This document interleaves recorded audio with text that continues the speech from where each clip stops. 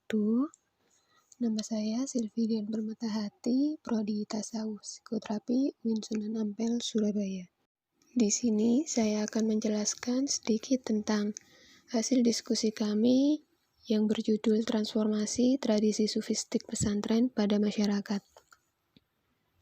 Pada pembahasan ini saya akan menyampaikan 3 hal. Yang pertama yaitu tradisi sufistik pesantren. Yang kedua, bentuk-bentuk tradisi sufistik pesantren. Yang ketiga, yaitu peranan pesantren dalam masyarakat. Yang pertama, yaitu tradisi sufistik pesantren. Pesantren merupakan lembaga yang memiliki kaitan sangat erat dengan sufisme atau tasawuf. Menurut Shahibul Wafa Tajul Arifin atau Abah Anom, sufisme merupakan pembersihan hati dari hawa nafsu dan kecenderungan kejinya dengan mengajarkan latihan-latihan untuk mengendalikan hawa nafsu, mengembangkan watak mulia, serta mengikuti ajaran Nabi Muhammad seteguh mungkin. Dalam hal ini, sebagaimana sering dipahami di pesantren, sufisme mencakup ajaran tentang fadha'il al-amal atau keutamaan perilaku. Ritual-ritual mulia seperti melaksanakan ibadah sunnah, serta upaya menegakkan akhlak yang wajib ditentukan dalam syariah. Pada dasarnya, pesantren dikenal dan identik dengan sifat tradisional. Tradisional di sini dapat diartikan dengan kenyataan masih eratnya kaitan pesantren dengan pola pikir ulama salaf, seperti hadis, fikih, tafsir, tauhid, dan juga tasawuf. Bahkan, hingga saat ini, pemikiran tersebut masih akrab dengan aktivitas keseharian para santri yang menjadi bagian dari kurikulum utama pesantren. Kegiatan-kegiatan pada pesantren berorientasi pada kebutuhan akhirat. Sedangkan, sebaliknya, selain kebutuhan akhirat seperti ekonomi, etos kerja, kesehatan, dan sebagainya, bukan merupakan ibadah. Itulah yang menyebabkan penampakan pesantren dianggap tidak memiliki responsif terhadap perkembangan zaman. Nilai-nilai spiritual yang senantiasa diyakini dan diajarkan oleh para kiai pesantren dalam tahap tertentu akan menjadi bekal berharga bagi santrinya untuk menghadapi modernitas masyarakat dan kemajuan zaman. Hal tersebut karena nilai-nilai yang terkandung dalam bekal kiai sangat relevan untuk membimbing kehidupan para santri terhadap nilai spiritual dan moralitas. Selanjutnya yaitu fungsi dan peranan pesantren. Fungsi dan peranan pondok pesantren akan terlihat nyata kontribusinya pada saat proses transformasi sosial kultural dan akan semakin bermakna bila dapat menjawab tuntunan dan kebutuhan kontemporer, baik di bidang edukatif, dakwah, dan sosial masyarakat. Menurut Imam Zarkashi, tujuan adanya pondok pesantren yaitu untuk menyiapkan manusia agar bisa hidup di tengah-tengah masyarakat. Beliau menghendaki agar pesantren melahirkan sosok yang memiliki kemampuan intelektual yang baik, skill yang baik, serta sikap dan perilaku yang baik pula. Figur kiai dalam pesantren yaitu telah membentuk sebuah kultur yang bersifat keagamaan, yang mengatur perilaku seseorang dari pola hubungan dengan warga masyarakat. Dalam demikian, produk pesantren lebih berfungsi sebagai faktor integratif dalam masyarakat berupaya menuju perkembangan pesantren. Perkembangan pesantren dalam mengembangkan nilai-nilai ketradisionalannya juga dipengaruhi oleh kehidupan masyarakat sekitar. Bahkan, pengaruhnya bukan hanya masyarakat sekitar, melainkan sampai melintas suatu daerah di mana pesantren itu berada. Dengan demikian, dapat diketahui bahwa yang dimaksud dengan tradisi sufistik pesantren merupakan segala bentuk yang dibiasakan, dipahami, dihayati, dan dipraktekkan di pesantren, yaitu yang mengandung unsur-unsur tasawuf dalam implementasinya kehidupan sehari-hari, sehingga dapat membentuk kebudayaan dan peradaban yang membedakan dengan tradisi yang terdapat pada lembaga pendidikan lainnya.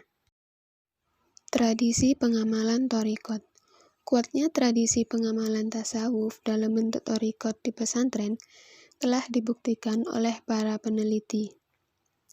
Abdurrahman Mas'ud misalnya mengatakan sebagaimana Ahmad Khatib As-Sambas Nawawi adalah penganut Sufisme Ghazali. Dia menyarankan kepada masyarakat untuk mengikuti salah satu imam tasawuf seperti Imam Sa'ad bin Muhammad Abu Al-Qasim Al-Junaidi.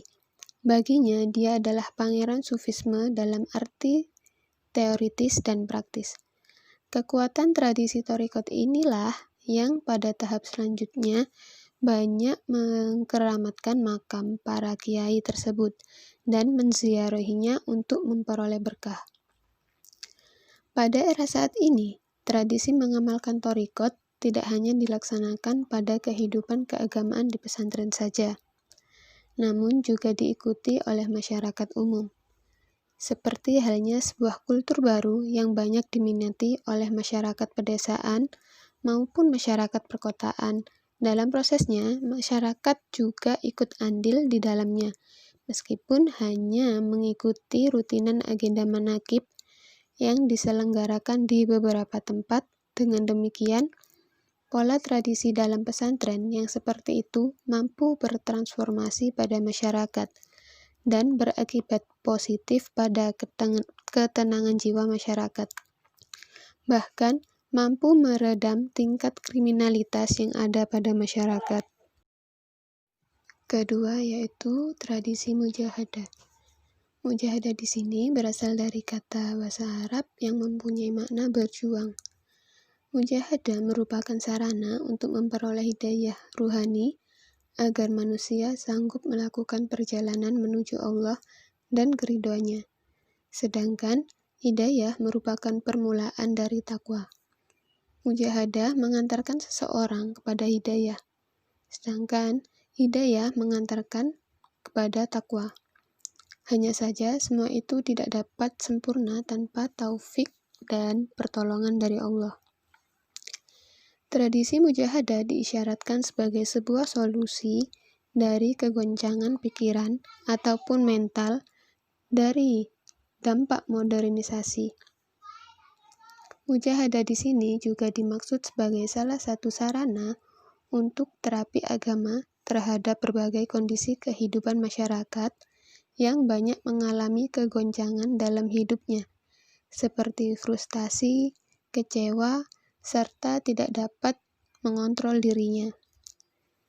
Di Pondok Pesantren Nurul Hidayah Sidayu, Batang, sudah membuktikan hal tersebut dengan mengamalkan mujahadah pembacaan sholawat wahidiyah. Mujahadah yang dilakukan oleh santri dan seluruh warga yang dekat dengan lingkungan pesantren tersebut. Dengan mujahadah tersebut memberikan dampak positif, seperti mampu menghasilkan ketenangan dan ketentraman jiwa, sehingga santri maupun warga setempat mampu meredahkan stres, putus asa, dan kondisi buruk lainnya. Pembahasan terakhir yaitu tentang peranan pesantren dalam masyarakat. Dalam menghadapi tantangan globalisasi dalam lingkungan masyarakat, tentunya pesantren memiliki peranan penting di dalamnya bagi kemajuan masyarakat, baik di sekitar pemukiman maupun masyarakat umum di luar yang hidupnya jauh dari lingkungan pesantren. Saat ini, pesantren tidak hanya berfungsi sebagai lembaga pendidikan keagamaan saja. Kehadirannya pesantren sebagai wadah untuk memperdalam agama, juga sebagai wadah penyebaran Islam yang diharapkan dapat terus-menerus mewarisi dan terus memelihara tradisi Islam yang dikembangkan dari pengalaman sosial masyarakat lingkungannya. Tidak sedikit orang di kota maupun di desa yang belum mengenal agama, sehingga banyak terjadi tindakan-tindakan asusila atau penyimpangan-penyimpangan terhadap norma agama. Hal tersebut mengidentifikasikan bahwa pesantren harus berperan dalam masyarakat sekitarnya, baik di desa maupun di perkotaan, karena pondok pesantren merupakan lembaga pendidikan keagamaan dan lembaga sosial masyarakat yang tumbuh di pedesaan maupun di perkotaan. Perkembangan masyarakat dewasa ini menghendaki adanya pembinaan anak didik yang dilaksanakan secara seimbang antara nilai dan sikap, pengetahuan, kecerdasan dan keterampilan, kemampuan komunikasi dengan masyarakat secara luas, serta meningkatkan kesadaran dengan alam lingkungannya. Asas pendidikan yang demikian itu diharapkan dapat merubah upaya pembudayaan untuk mempersiapkan warga guna melakukan suatu pekerjaan yang menjadi mata pencariannya dan berguna bagi masyarakat, serta mampu menyesuaikan diri secara konstruktif terhadap perubahan-perubahan yang terjadi di lingkungan sekitarnya. Untuk memenuhi tuntutan pembinaan dan pengembangan masyarakat, berusaha mengerahkan segala sumber dan kemungkinan yang ada agar pendidikan secara keseluruhan mampu mengatasi berbagai problem yang dihadapi masyarakat dan bangsa. Adapun beberapa peranan pesantren dalam masyarakat, diantaranya sebagai berikut. Yang pertama yaitu peranan instrumental dan fasilitator, atau pondok pesantren sebagai sarana bagi pengembangan potensi dan pemberdayaan umat. Seperti halnya dalam kependidikan atau dakwah Islamiyah, sarana dalam mengembangkan umat ini tentunya memerlukan sarana bagi pencapaian tujuan. Yang kedua yaitu peranan mobilitas. Pondok pesantren merupakan lembaga yang berperan dalam mobilisasi masyarakat dalam perkembangan mereka. Yang ketiga yaitu peranan sumber daya manusia. Dalam sistem pendidikan yang dikembangkan oleh pondok pesantren, sebagai upaya mengoptimalkan potensi yang dimilikinya, pondok pesantren memberikan pelatihan khusus atau diberikan tugas magang di beberapa tempat yang sesuai dengan pengembangan yang akan dilakukan di pondok pesantren. Yang keempat yaitu sebagai agent of development. Pondok pesantren dilahirkan untuk memberikan respon terhadap situasi dan kondisi sosial suatu masyarakat yang tengah dihadapkan pada runtuhnya sendi-sendi moral melalui transformasi nilai dan ditawarkannya. Yang kelima yaitu sebagai Center of Excellence. Sebagai upaya untuk menjawab tantangan zaman ini, pondok pesantren kemudian mengembangkan peranannya dari sekedar lembaga keagamaan dan pendidikan menjadi lembaga pengembangan masyarakat.